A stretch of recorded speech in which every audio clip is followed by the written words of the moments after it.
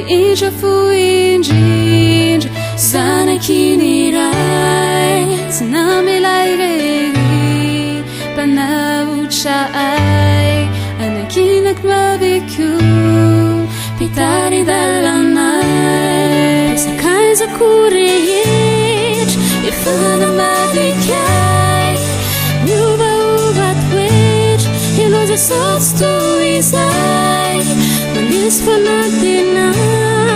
manary indraindray fa miandroko rehetra eloza satsy toy izay eloza satsy toy izay yo mitsaokanao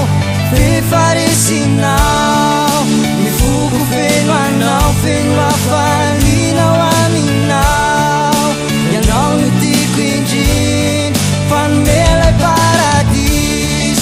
na misy disadis Jesosy hainao ny mandrindra hainao ny mandrindra Jesosy malalo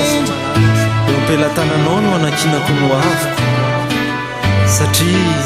efa anao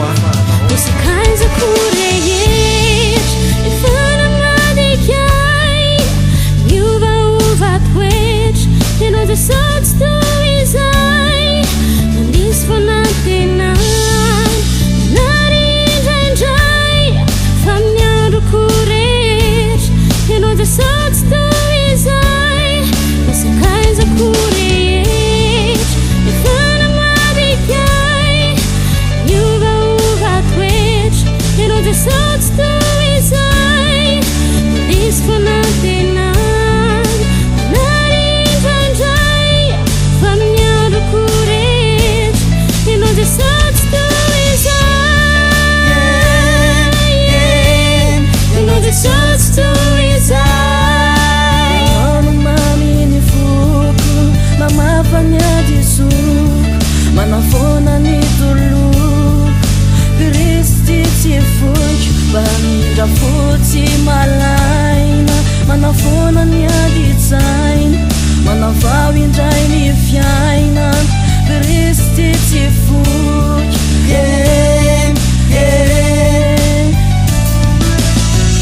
ianao ny vatolamo andrina ny foko mandrakizay tompo aza melamiko ianao fa ianao no mampindrindra Jesosy tsy foko ianao